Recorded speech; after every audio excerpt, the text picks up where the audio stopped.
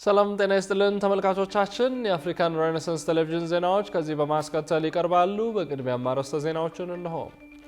የኢትዮጵያ ፕላስቲክ አምራቾች ማህበር መቅጣት የሚችለው የአካባቢ ጥበቃ ባለስልጣን ነው ቢልም ባለስልጣኑ በበኩሉ ከጸጥታ አካላት ጋር እየሰራው ነው ብሏል። የሶማሊያው ፕሬዝዳንት ሐሰን ሼህ መሐመድ እስራኤል ሉዓላዊነታችንን ጥሳ ከመጣች ባለን አቅም ለመዋጋት ዝግጁ ነን ሲሉ ተናገሩ። የኢትዮጵያ መንግስት ኤርትራ ወታደሮቿን በአስቸኳይ ከኢትዮጵያ ግዛት እንድታስወጣ አሳሰበ።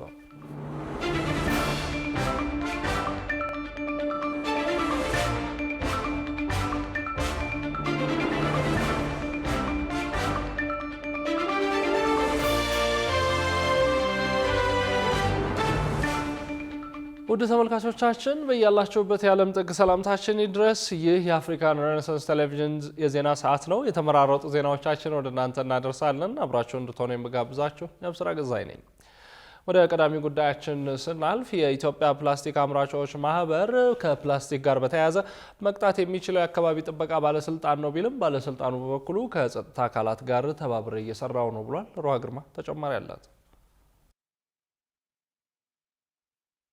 በኢትዮጵያ ለአንድ ጊዜ አገልግሎት የሚውሉ የፕላስቲክ ከረጢቶችን መጠቀም የሚያግደው ሕግ ከጥር 23 2018 ዓ.ም ጀምሮ ተግባራዊ መሆን ጀምሯል። አዋጁ ተግባራዊ መሆን የጀመረው ባለፈው ሐምሌ ወር በሕዝብ ተወካዮች ምክር ቤት ከጸደቀ ከ6 ወራት በኋላ ነው። በአዋጁ የማስፈጸም ስልጣን የተሰጠው የሀገሪቱ የአካባቢ ጥበቃ ባለስልጣን ሕጉን ጥሰው የሚገኙ አካላት ቅጣት እንደሚጠብቃቸው አሳስቧል። በዚህም ከሰሞኑ ከፕላስቲክ ክልከላ አዋጅ ጋር በተያያዘ አንዳንድ ውዥንብሮች ተፈጥረዋል። ጣቢያችን አፍሪካን ሬኔሳንስ ቴሌቪዥንም በጉዳዩ ላይ የሚመለከታቸውን አካላት አነጋግሯል። በዚህም በኢትዮጵያ ፕላስቲክና ጎማ አምራቾች ማህበር የቦርድ አባልና የጊዜያዊ ኮሚቴ ቋሚ ሰብሳቢ የሆኑት አቶ በረከት ገብረ ሕይወት በአዋጁ መሰረት ጥፋት ፈጽሞ የተገኘን አካል መቅጣት የሚችለው የአካባቢ ጥበቃ ባለስልጣን ነው እንጂ አዋጁ ለአዲስ አበባ ደንብ ማስከበር ባለስልጣንም ሆነ ለሌሎች የጸጥታ አስከባሪ አካላት ይህንን እንዲፈጽሙ መብት እንደማይሰጥ ለጣቢያችን ገልጸዋል። ጥፋት ፈጽሞ የተገኘን አካል መቅጣት የሚችለው የባለስልጣን መስሪያ ቤቱ ነው። ይህንን ስልጣን የሰጠው አዋጁ ለባለስልጣን መስሪያ ቤቱ ነው። ባለስልጣን መስሪያ ቤቱ ሲባል ማን ነው አይደለ?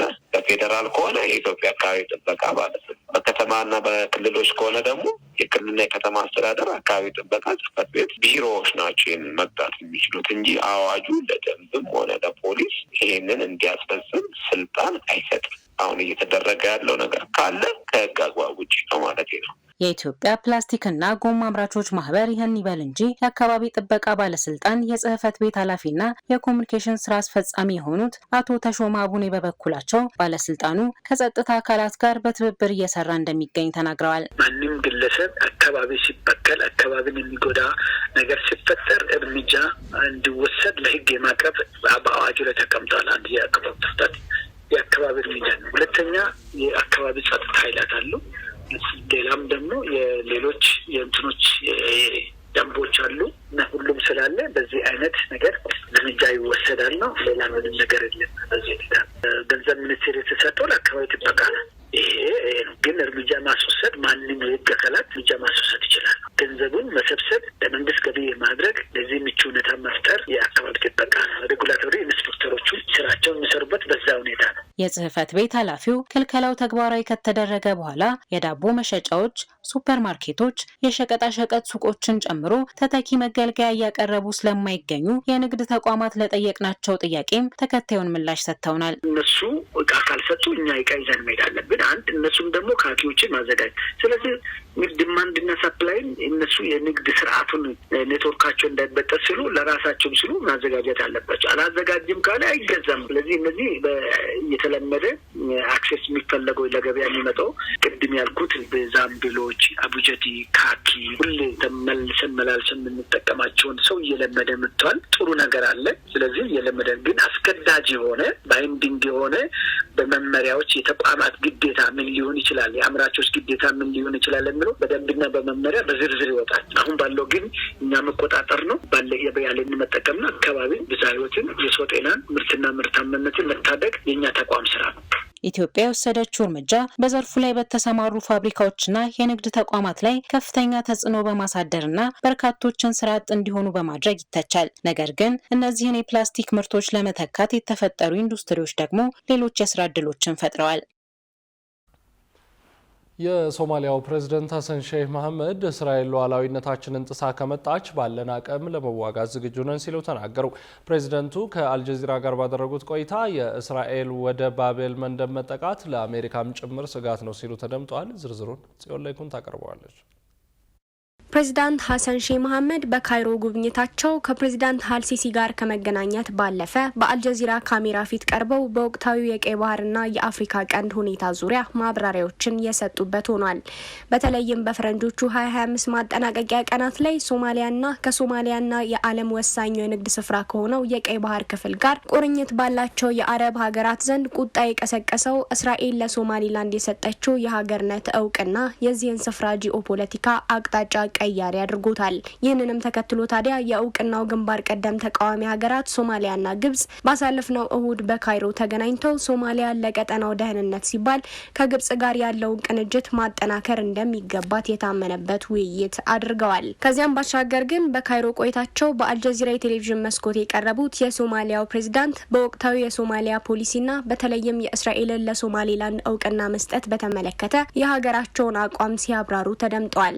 እንደ ሐሰን ሼህ መሐመድ ገለጻ እስራኤል የራሷን የደህንነት ጥቅም በማስከበር ስም ለሶማሊያ ብቻም ሳይሆን በዋናነት በቀይ ባህር ቀጠና ጥቅም አለኝ የሚል ማንኛውንም አካል የሚጎዳ ውሳኔ ነው ያሳለፈችው ሲሉ ተደምጠዋል። Regarding the issue of secessionists, North Somalia, Somaliland, Israel has ስለ ሶማሊላንድ ጉዳይ እስራኤል ለራሷ ጥቅም ስትል እድሉን ለማግኘት እየሞከረች እንደሆነ ይታያል።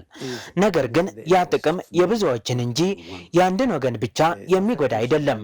የሶማሊያን ሉዓላዊነትና የግዛት አንድነት ከመንካት ባለፈ ለቀጠናው ለአረብ ባህረ ሰላጤና ለባህረ ሰላጤው ትብብር ምክር ቤት ስጋት ነው። የባቤል ማንደብን የሆርሙዝንና የአረብ ባህርን እንቅስቃሴ በማስተጓጎል ለዓለም አቀፍ ኢኮኖሚ ስጋት ነው። ይህ ስጋት ቀጠናውን ባህረ ሰላጤውን የአፍሪካ ቀንድን ወይም የቀይ ባህር ጎረቤቶችን ብቻ ሳይሆን ሩቅ እስያ፣ ሰሜን አሜሪካና በየትኛውም ቦታ ያለን ወገን የሚነካ ነው። ተጽዕኖ በግልጽ የሚታይ ይሆናል። እስራኤልም እዚያ ያለችው ሩቅ ቦታ ሆና ደህንነቴን እጠብቃለሁ በሚል ሰበብ እነዚህን መረቦች ለማስተጓጎል ነው። From very far away, but disrupting all these networks. ሐሰን ሼህ መሐመድ ከዚያም ባሻገር የእስራኤል ሀሳብ በዩናይትድ ስቴትስ ሊደገፍ የማይችል እንደሆነም ሲናገሩ ተደምጠዋል። በተለይም የዶናልድ ትራምፕ አስተዳደር አሜሪካን ዳግም መምራት ከጀመረ በኋላ አሜሪካ ለሶማሊላንድ እውቅና ልትሰጥ እንደምትችል በሰፊው ግምት ሲሰጥ አልፎም የእስራኤል ውሳኔ በአሜሪካ እጃዙር የተፈረመ ነው ሲባልም ቆይቷል። ይሁንና ሐሰን ሼህ መሐመድ ይህ የእስራኤል የተናጥል እርምጃ ነው፣ አሜሪካ ለሶማሊላንድ እውቅና እንደማትሰጥ ቃል ገብታልናለች ሲሉም ነው የተደመጡት። Of course, America and Israel are close allies. አሜሪካና እስራኤል የቅርብ አጋሮች መሆናቸውን በተመለከተ ብዙ ነገሮችን አብረው ያደርጋሉ። የሚያደርጉት ነገር ትክክል ነው ወይስ አይደለም የሚለው ሌላ ጉዳይ ነው። ግን በሁሉም ነገር አጋሮች ናቸው። ሆኖም ዩናይትድ ስቴትስ ልዕለ ኃያል ሀገር ናት። ከኛ ጋርም ሆነ ከሁሉም ከባህረ ሰላጤው ትብብር ምክር ቤት አገራት ጋር ብዙ አጋርነት አላት። ከእስራኤልም ጋር አጋርነት አላት። እዚህ ጋር ግን አሁን ላይ ያለን ጉዳይ ከእስራኤል ጋር ነው። ከዩናይትድ ስቴትስ ምንም አይነት ስጋት የለብንም። ዩናይትድ ስቴትስ ሶማሊያን በሽብርተኝነት ላይ በምታድገው ጦርነት በመንግስት ግንባታና በልማት በብዙ ዘርፎች ስትደግፍ ቆይታለች። ከዩናይትድ ስቴትስ ጋር የጠበቀ ትብብር አለን። ነገር ግን እስካሁን ባለው መረጃ ዩናይትድ ስቴትስ እስራኤል በሶማሊላንድ ከምታደርገው እንቅስቃሴ ጋር አልተሰለፈችም። ስለዚህ ይህ የእስራኤል ነጠላ እርምጃ ነው። This is a unilateral action of Israel.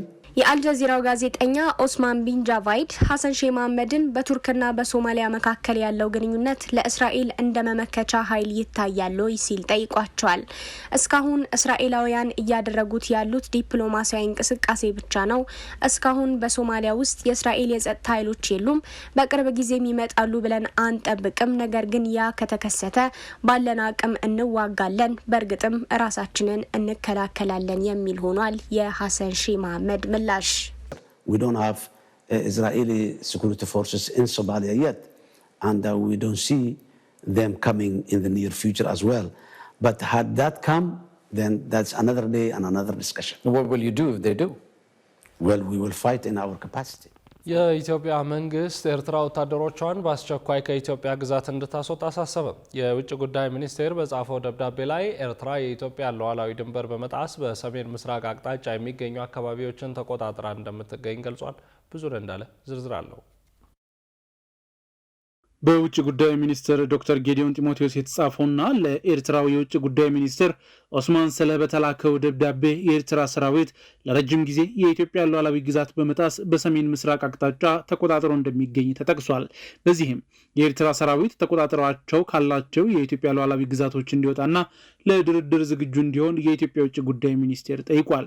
ሚኒስቴሩ ጥር 30 2018 ዓ.ም ለኤርትራ የውጭ ጉዳይ ሚኒስቴር በጻፈው ደብዳቤ ኤርትራ የኢትዮጵያ ሉዓላዊ ድንበር በመጣስ በሰሜን ምስራቅ አቅጣጫ ላይ የሚገኙ አካባቢዎችን ተቆጣጥራ እንደምትገኝ ገልጿል።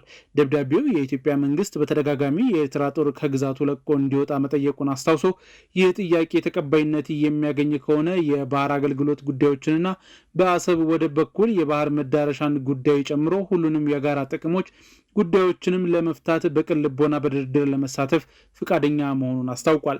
በዚሁ ደብዳቤ ላይ ሁለቱ ሀገራት በሚያዋስኗቸው አካባቢዎች የኤርትራ መንግስት በስም ላልተጠቀሱ የተለያዩ ታጣቂ ቡድኖች ቀጥታ የቁሳቁስ ድጋፍና እርዳታ እንደሚያቀርብ በመጥቀስ ወንጅሏል። በደብዳቤው ላይ የታጣቂ ቡድኖች በስም ባይጠቀሱም ከዚህ ቀደም የኢትዮጵያ መንግስት ኤርትራ ለህወሓትና ለፋኖ ታጣቂ ድጋፍ ያደርጋል ሲል መወንጀሉ ይታወሳል። ኢትዮጵያ በደብዳቤው ላይ የኤርትራ መንግስት በሉዓላዊነቱና በድንበር ላይ ከሚፈጸሙ ጥሰት በተደጋጋሚ እንዲታቀብ ቢጠይቅም ጥረቱ ሰሚ ያለማግኘቱን ገልጿል። ባለፉት ጥቂት ቀናት ሁለቱ ሀገራት በሚያዋስኗቸው ድንበር አካባቢዎች የታዩት ለውጦች የኤርትራ መንግስት ተጨማሪ የጥፋት መንገድን መምረጡን ያመለክታል ሲል የውጭ ጉዳይ ሚኒስቴር በደብዳቤው ላይ አመላክቷል። በሰሜን ምስራቃዊ የኢትዮጵያ ድንበር የኤርትራ ጦር ወታደሮች ወደ ኢትዮጵያ ግዛት ዘልቀው መግባታቸውና በሰሜን ምዕራብ የሀገሪቱ ድንበር ደግሞ የኤርትራ ጦር ከአማጺ ቡድኖች ጋር እያደረገ ያለው የጋራ ወታደራዊ እርምጃ ጸባጫሪነት ብቻ ሳይሆን ፍጹም የሆነ ወረራ ነው ሲል ድርጊቱን አውግዟል። አክሎም ይህንን ተቀባይነት የሌለውን ሁኔታ ለማቆም የኤርትራ መንግስት ወታደሮቹን ከኢትዮጵያ ግዛት በአስቸኳይ እንዲያስወጣና ከአማጺ ቡድኖች ጋር ያለውን ትብብር እንዲያቆም በይፋ እንጠይቃለን። የሁለቱን ሀገራት የጋራ ብሔራዊ ጥቅም ባስከበረ መልኩ በላቀ የመከባበር ስሜት ለመመካከር ዝግጁ ነን ያለው የውጭ ጉዳይ ሚኒስቴሩ ደብዳቤ አሁን በኤርትራ በኩል የተከፈተው ትንኮሳ ግን በምንም መመዘኛ ተቀባይነት የሌለው መሆኑን አስታውቋል። አክሎም ኤርትራ ሰራዊቷን በአስቸኳይ እንድታስወጣና ለሰላማዊ ድርድር ዝግጁ እንድትሆን በይፋ እንጠይቃለን ሲል በአጽንኦት ተናግሯል። ለግማሽ ምዕተ ዓመት ያህል ሁለቱም ሀገራት በማያባራ ግጭት ላይ እንደኖሩ የሚያብራራው ደብዳቤው ይህ አይነቱ የግጭት አዙሪት በውይይትና በዲፕሎማሲያዊ ጥረት እልባት ሊያገኝ የሚችልበት እድል እንዳለ በመግለጽ በኤርትራ በኩል በጎ ምላሽ ከተገኘ የኢትዮጵያ መንግስት ልዩነቶቹን በሰላማዊ ድርድር ለመፍታት ዝግጁ መሆኑን አብራርቷል። የውጭ ጉዳይ ሚኒስቴር የኢትዮጵያ ሉዓላዊና የግዛት አንድነት እንዲከበር ላቀረበው ህጋዊ ጥያቄ አዎንታዊ ምላሽ ካገኘ የኢትዮጵያ መንግስት የባህር ላይ ጉዳዮችን እንዲሁም በአሰብ ወደብ በኩል ወደ ባህር በር ጉዳይን ጨምሮ አጠቃላይ የጋራ ጉዳዮች ላይ ሁሉን አቀፍ እልባት እንዲያገኝ በቅን ልቦና ድርድር ለማድረግ ፍቃደኛ ነውም ብሏል። የጋራ መከባበርና መተሳሰብ ግንኙነቶችን ለመፈተሽ ቆርጠን ተነስተናል ያለው የውጭ ጉዳይ ሚኒስቴር ደብዳቤ ቀና ምላሽ እንደሚያገኝ ግን ተስፋውን ገልጿል። በዚህ ዓመት መጀመሪያ መስከረም ወር መገባደጃ ላይ የኢትዮጵያ የውጭ ጉዳይ ሚኒስቴር ለተባበሩት መንግስታት ድርጅት ዋና ጸሐፊ አንቶኒዮ ጉተሬዝ በጻፈው ደብዳቤ የኤርትራ መንግስት እንዲሁም ህዝባዊ ወያነ ሓርነት ትግራይ ህወሓት ጽምዶ በሚል ጥምረት ኢትዮጵያ ላይ ጦርነት ለመክፈት እየሰሩ ነው ሲል ከሷል። በጥር ወር መጀመሪያ ላይ ደግሞ የኢትዮጵያ ፌዴራል ፖሊስ የኤርትራ መንግስት ከኢትዮጵያ የውስጥ ባንዳዎችና ታሪካዊ ጠላቶቻቸው ጋር በማበር በህወሓት በኩል የተላኩ ያላቸውን ከ56 ሺህ በላይ የተለያዩ የጦር መሳሪያዎችንና ጥይቶችን በቁጥጥር ስር መዋሉንም አስታውቋል። ኢትዮጵያ የጎረቤት ሀገር ኤርትራ መንግስት በአማራ ክልል ለሚንቀሳቀሱ የፋኖ ታጣቂዎች የተለያዩ አይነት የጦር መሳሪያዎችንና ጥይቶችን እየሰጠ ነው ስትልም በተደጋጋሚ ከሳለች። ባለፈው ዓመት ሐምሌ ወር እንዲሁም የኤርትራ ጦር አባላት በኢትዮጵያ ድንበር ያሉ አካባቢዎችን ተቆጣጥረው እንደሚገኙና የከፋ ጥሰቶችን መፈጸም መቀጠላቸውንም ሪፖርቶች እየወጡ እንደሆነ ኢትዮጵያ ለተባበሩት መንግስታት ድርጅት መግለጿ አይዘነጋም። የሱዳንን እምቅ ሀብት ለመቀራመት አሰፍስፋ ተፋላሚዎችን ታስታጥቃለች በሚል ብርቱ ውንጀላ የሚቀርብባት የተባበሩት አረብ ኤሚሬቶች አሜሪካ ያቀረበችውን የሰላም ሀሳብ እንደምትቀበል አስታወቀች። 2 ዓመት ከ10 ወር ባስቆጠረው ጦርነት ዓለም በመቶ ሺዎች የሚቆጠሩ ሰላማዊ ሰዎች መገደላቸውም ተሰምቷል። የውጭ ትንታኔዎችና ዓለም አቀፍ ጉዳዮች ዘጋቢያችን ቃል ኪዳን ይጥና ጉዳዩን በዝርዝር ተመልክቶታል። You never think war will come to you. ውሃ ጠማኝ የምትለውን ግብፅን ውሃ ከሚፈልቅባት ኢትዮጵያ ጋር አማክላ በሁለቱ የኃይል ስበት ሰሜን ደቡብ ትረግጣለች ሱዳን። እንደ ግሪጎሪያኑ አቆጣጠር ከ2011 ጀምሮ በአመፅና በኔቶ ጦር ወረራ ከሀብታም ሰላማዊ ስልታዊ ሀገርነት ወደ ጎጥ ታጣቂዎች መፈንጫነት የዘቀጠችውን ሊቢያን በአማጽያን ውጊያ የመሪዋን ሕይወት ሳይቀር የገበረችውን ቻድን በእርስ በርስ ጦርነት የምትተራመሰው ማዕከላዊ አፍሪካ ሪፐብሊክን ከአንድ መሪ ሌላ ፓርላማ ህገ መንግስት ነጻ ፕሬስ ዝር የማይልባት ኤርትራን በነጻነት ማግስት በእርስ በርስ ጦርነት የወደመችውን ደቡብ ሱዳንንም ታዋስናለች። አረብነትን ከአፍሪካዊነት የቀየጠች ማዕድንን ከእርሻ መሬት ያሰባጠረች ሰፊ ቀይ ባህርን የተንተራሰች በሀብታም ሀያላን ተፈላጊ ስልታዊት ሀገር ናት። ፈላጊዋ በዝቶ ብልህ አሳዳሪዋ ጠፍቶ በሞኝ ገዢዎቿ እብሪት እየጠፋች ነው። 2 ዓመት ከ10 ወሯ የሱዳንን ስልታዊ አቀማመጥና ከነዳጅ ዘይት እስከ ወርቅ ከብረት እስከ ሬር እርዝ የሚዘረዘር እምቅ ሀብቷን ለመቀራመት ያሰፈሰፉ የሩቅም የቅርብም ሀያልም ሀብታምን መንግስታት ተፋላሚዎችን እንደሚያስታጥቁ ታዛቢዎች የሚገልጹ ሲሆን ክሱን አይኔን ግንባር ያድርገው ስትል የምታስተባብለው ውንጀላዎቹንም የሱዳን ጦር የመገናኛ ብዙሃን ዘመቻ ነው በማለት ይቅርታ እንዲጠይቋት ስታሳስብ የቆየችው የተባበሩት አረብ ኤሚሬቶች በዚህ ዘርፍ ግንባር ቀደሟ ተጠቃሽ ናት። በእርግጥ አቡዳቢ ስሟ በቀዳሚነት ይነሳ እንጂ ከካይሮ እስከ ሪያድ ከሞስኮ እስከ ቴህራንና አዲስ አበባ ስማቸው አብሮ ይነሳል። ታዲያ የደሃይቱ አፍሪካዊት ሀገር ደሃ ህዝብ መዓልት ወሌት ሲያልቅ ሲቆስል ሲሰቃይ የተሳካለትም ሲሰደድ በርስ በርስ ጦርነቱ የሱዳን ፈጥኖ ደራሽ ኃይል ዋና ደጋፊ ተደርጋ የምትታየው የተባበሩት አረብ ኤሚሬቶች የሚቀርብባትን የማያቋርጥ ውንጀላ ደጋግማ ስታስተባበል ከቆየች በኋላ አሁን ላይ አሜሪካ ለሱዳን ጸጥታና መረጋጋት ያቀረበችውን የሰላም ሀሳብ እንደምትቀበል ማስታወቋ በእርግጥ የብዙዎችን ቀልብ ስቧል። Some people were shot for £1. The bullet cost more than what they have been shot because. So it wasn't safe for anyone to do that. አቡዳቢ የሚቀርብባትን የማያቋርጥ ውንጀላ ደጋግማ ታስተባብል እንጂ የተባበሩት መንግስታት ድርጅትና የሰብአዊ መብት ተሟጋች ድርጅቶች ለፈጥኖ ደራሽ ኃይሉ የምታደርገውን ወታደራዊ ድጋፍ ማስረጃዎችን በተደጋጋሚ ማግኘታቸውን ከመግለጻቸውን በላይ ገለልተኛ ተንታኞች ታጣቂ ኃይሉ የሚጠቀማቸው የጦር መሳሪያዎችና ጥይቶች ከኤሚሬትስ የመጡ ናቸው ብለው እስከ መደምደም ይደርሳሉ።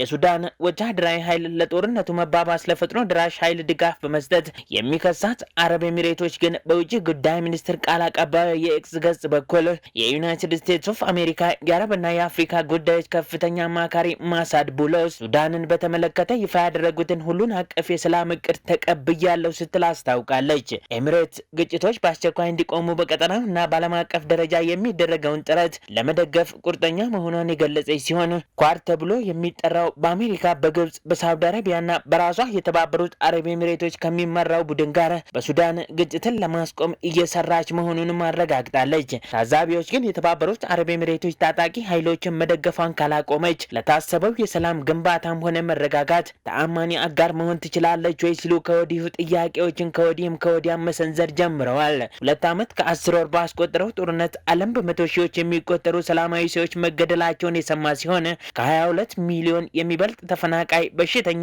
ረሃብተኛ፣ ምግብ ፈላጊ አስልቷል። ሟች ረሃብተኛ ተፈናቃዩ እለት በእለት እየጨመረም ነው። በዚህ ሁሉ መሃል በውጊያው አውድ ሁለቱም ወገኖች ድል መቀዳጀታቸውን በተለይም ካርቱም የሚገኙ የጦር ኃይል ምሽጎችን፣ አውሮፕላን ማረፊያዎችንና የመንግስት መስሪያ ቤቶችን መቆጣጠራቸውን በየፊናቸው ባወጁ ቁጥር እውነቱ ባይታወቅም ካርቱም ግን በእርግጥ የህንጻ ፍርስራሽ፣ ቀለሃ፣ ትቢያ ተከምሮባት ጢስ ጠለስ የመድፍ ሞርታር አዳፍኔ አስደንጋጭ ድምጽ ማግሳቷን ቀጥላለች። Used to work alongside each other but have been locked in a bloody civil war since April 2023. በአዲስ አበባ ከተማ ከፍተኛ የመሬት አመራሮችና ባለሙያዎች ላይ የሙስና ክስ ተመሰረተ። የአዲስ አበባ ከተማ አስተዳደር መሬት ልማትና አስተዳደር ቢሮ የቀድሞው ምክትል ኃላፊ አቶ ሞሊቶ አባይነህን ጨምሮ በ11 አመራሮችና ባለሙያዎች ላይ ከባድ የሙስና ወንጀል ክስ መመስረቱ ተገልጿል። ጌታውን አበበ ተጨማሪ አለው።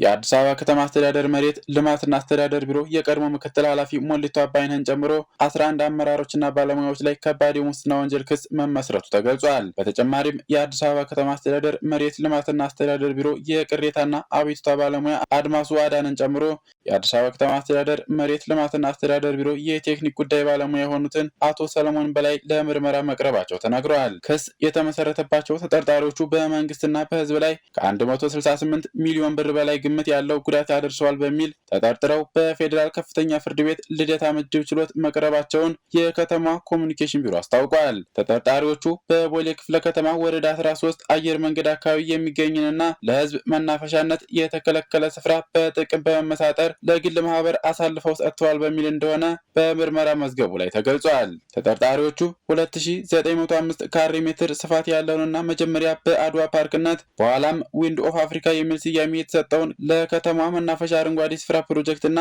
በመሬት ባንክ ውስጥ ያለን ይዞታ ያለ ህጋዊ ምክንያት ሰነድ አልባ ይዞታ በማለት ለግል ጥቅማቸው ሲሉ ወደ ማህበሩ ያስተላለፉት ተብሏል። በዚህም በፖሊስ ቁጥጥር ስር ውለው በፌዴራል ከፍተኛ ፍርድ ቤት ልደታ ምድብ ችሎት ቀርበው ተጨማሪ ጊዜ ቀጠሮ ተጠይቆባቸው ምርመራው ቀጥሏል ሲል የአዲስ አበባ ኮሙኒኬሽን ቢሮ አስታውቋል። በአዲስ አበባ ከተማ በመሬት አስተዳደር ዙሪያ የሚስተዋሉ የሙስና ወንጀሎች የከተማዋን መዋቅራዊ እድገትና የነዋሪዎችን ፍትሃዊ ተጠቃሚነት ሲፈታተኑ ቆይተዋል። ሙስና በተለይም በመሬት ዘርፍ ላይ ሲፈጸም ከፍተኛ ጉዳቶች የሚያስከትል ሲሆን በተለይ ደግሞ ለህዝብ መናፈሻ የተከለሉ ቦታዎች ለግል ጥቅም መዋል የከተማዋን ስነ ምህዳር በእጅጉ ያበላሻል። በተጨማሪም ይህ በቁጥጥር ስር የዋሉ አመራሮች ላይ የቀረበው ክስ መንግስት በመሬት ዘርፍ ላይ የሚታየውን ስር የሰደደ የሙስና መረብ ለመበጠስ የጀመረውን ጥረት አጉልቶ የሚያሳይ ይሆናል። መሬት በከተማዋ ከፍተኛ የኢኮኖሚ ዋጋ ያለው ሀብት በመሆኑ መሰል የምዝበራ ተግባራት የመሬት ባንክን ከማሳጣታቸው ባለፈ የከተማዋን ዊንድ ኦፍ አፍሪካ መሰል ግዙፍ የአረንጓዴ ልማት ፕሮጀክቶችን አደጋ ላይ የሚጥሉ ናቸው ተብሏል። ክቡራትና ክቡራን ተመልካቾቻችን አሁንም የአፍሪካን ሬኔሳንስ ቴሌቪዥን ዜናዎች እንደቀጠሉ ናቸው። ወደ ቀጣዮቹ ጉዳዮቻችን ከመሻገራችን በፊት ይፋዊ የማህበራዊ ገጾቻችንን ልናስታውሳችሁ ወደድን። በቴሌቪዥን ስርጭት ያለፏቸውን ፕሮግራሞቻችንን ከ1.8 ሚሊዮን በላይ ሰብስክራይበሮች ባሉት አርትስ ቲቪ ወርልድ ዩቲዩብ ገጻችን በኩል ልትከታተሉ ትችላላችሁ።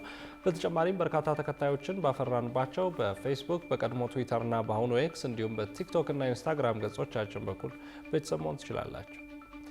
ከቆይታ በኋላ የ25ኛ ሳምንት የእንግሊዝ ፕሪሚየር ሊግ ጨዋታዎች በሳምንቱ መጨረሻ ቀናት ሲደረጉ ተጠባቂ በነበረው ጨዋታ ማንቸስተር ሲቲ ማሸነፉን ጨምሮ የተመራረጡ ስፖርታዊ መረጃዎችን ወደ እናንተ እናደርሳለን። ይጠብቁን። በሰሜን ሸዋ ዞን ባለፉት 6 ወራት ብቻ 250 ባለሀብቶች የኢንቨስትመንት ፈቃድ ወስደዋል ተባለ።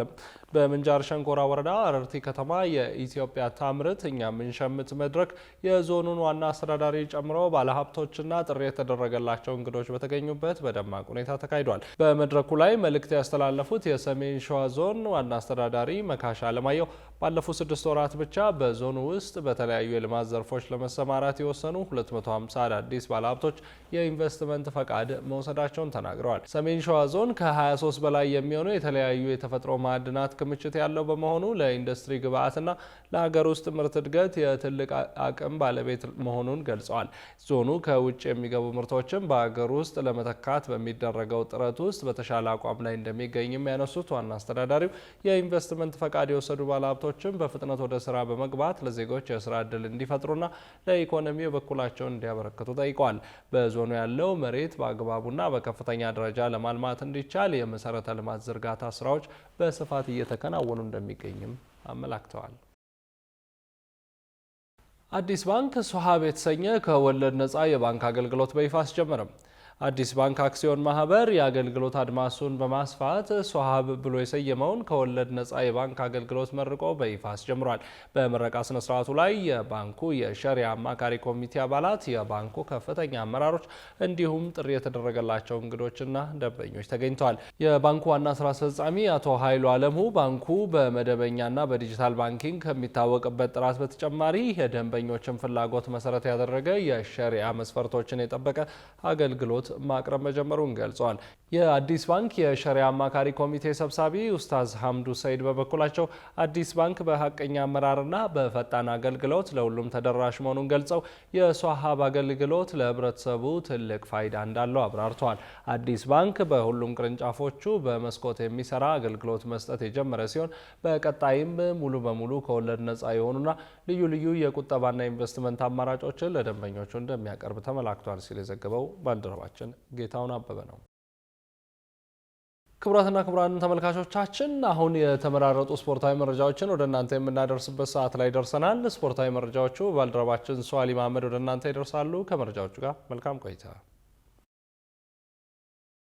ከአፍሪካ ሬኔሳንስ ቴሌቪዥን የሰዓቱን ስፖርታዊ መረጃዎች ይዘን መጥተናል። መረጃዎቻችንን ከሀገር ውስጥ እናስቀድማለን። የኢትዮጵያ ዩኒቨርሲቲ ተማሪዎች ስፖርት ፌስቲቫል በይፋ ተጠናቀቀ። በ15 የስፖርት አይነቶች በጅማ ዩኒቨርሲቲ አስተናጋጅነት ላለፉት 15 ቀናት ሲካሄድ የሰነበተው 10ኛው የኢትዮጵያ ዩኒቨርሲቲ ተማሪዎች ስፖርት ፌስቲቫል በርካታ ጥሪ የተደረገላቸው የክብር እንግዶች በተገኙበት ፍጻሜውን አግኝቷል። የውድድሩ አስተናጋጅ ጅማ ዩኒቨርሲቲ 21 የወርቅ ሜዳሊያዎችን ጨምሮ በአጠቃላይ 128 ሜዳሊያዎችን በመሰብሰብ እንዲሁም 5 ዋንጫዎችን በማንሳት ውድድሩን በበላይነት ማጠናቀቅ ችሏል። በመዝጊያ መርሃ ግብሩ ላይ የተገኙት የትምህርት ሚኒስቴር ዴኤታ ኩራቱ ሽኔ የፌስቲቫሉ ዋነኛ ዓላማ ስብዕናው የተገነባ ስነ ምግባር ያለውና በአካል ጤንነቱ ያዳበረ ዜጋ መፍጠር መሆኑን ገልጸው እንደዚህ ያሉ ውድድሮች ከስፖርታዊ ክንዋኔ ባለፈ አገራዊ አንድነትን ለማጠናከር ሚናው የጎላ ነው ብለዋል። ዩኒቨርሲቲዎች የየአካባቢያቸውን ባህልና ወግ የሚያንጸባርቁ እውነቶችን በማስተዋወቅ የፌስቲቫሉ ድምቀት በመሆናቸው ምስጋና ይገባቸዋል ያሉት ደግሞ የጅማ ዩኒቨርሲቲ ፕሬዚዳንት ዶክተር ጀማል አባፊታ በበኩላቸው ኢትዮጵያ ታይተው ተሰምተውና ተጠገቡ ባህሎች ያሏቸው ህዝቦች ሀገር መሆኗን ያንጸባረቀ ፌስቲቫል መሆኑን ተናግረዋል። ፕሬዚዳንቱ በገለጻቸው ላይ ሁሉም ተሳታፊዎች ኢትዮጵያዊ አንድነትና ጽናትን ማሳየታቸውን ገልጸው ለሁሉም ተሳታፊዎች ልባዊ ምስጋናቸውን አቅርበዋል።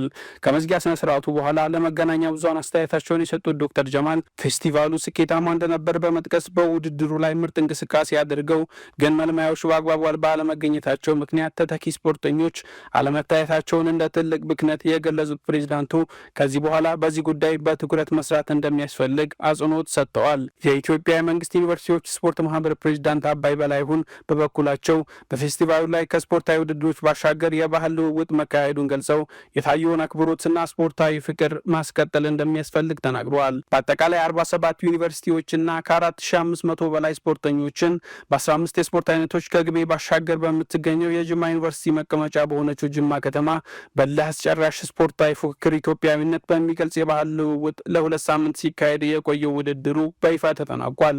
ከ2 ዓመት በኋላ የሚደረገውን 11ኛውን የዩኒቨርሲቲ ተማሪዎች ስፖርት ፌስቲቫል እንዲዘጋጅ አርማ ዩኒቨርሲቲ በመመረጡ ምክንያት ውድድሩ ዘንድሮ ከተደረገበት ምዕራብ ኢትዮጵያ በቀጣይ ወደ ምስራቅ ኢትዮጵያ የሚሻገር ይሆናል። And Bernardo Silva is onside. What are you made of early? Sugar and spice. የ25ኛው ሳምንት የእንግሊዝ ፕሪሚየር ሊግ ጨዋታዎች በሳምንቱ መጨረሻ ቀናቶች ሲደረጉ በሳምንቱ ተጠባቂ በነበረው የሊቨርፑልና ማንቸስተር ሲቲ ጨዋታ በማንቸስተር ሲቲ አሸናፊነት ተጠናቋል። በእንግሊዝ ፕሪሚየር ሊግ 25ኛ ሳምንት ፍጻሜውን ሲያገኝ ማንቸስተር ሲቲ ሊቨርፑልን በማሸነፍ ድጋሚ ወደ ዋንጫ ተፎካካሪነቱ መመለስ የቻለበትን ውጤት አስመዝግቧል። የፕሪሚየር ሊጉን የዋንጫ ፉክክር ዳግም ህያው ያደረገው ይህ ጨዋታ እስከ መጨረሻው ደቂቃ ድረስ በከፍተኛ ውጥረት የታጀበ ነበር። ማንቸስተር ሲቲ 1-0 ከመመራት አንስቶ ጨዋታውን 2-1 በሆነ ውጤት በማሸነፍ ከአርሰናል ጋር ያለውን የነጥብ ልዩነት ወደ 6 ማጥበብ ችሏል። የመጀመሪያው አጋማሽ ጨዋታው በሁለቱም በኩል ከፍተኛ ጥንቃቄ ተጀምሮ እስከ መጀመሪያው አጋማሽ መገባደጃ ድረስ ምንም ግብ ሳይቆጠር ተጠናቋል። ሊቨርፑል በሜዳውና በደጋፊው ፊት የተሻለ የማጥቃት እንቅስቃሴ ሲያደርግ ቢቆይም 74ኛ ደቂቃው ላይ የሊቨርፑል አማካይ ዶሚኒክ ሶቦስላይ አስደናቂ የሆነ የቅጣት ምት ግብ ማስቆጠር አንፊልድን በነስታ አናውጦታል።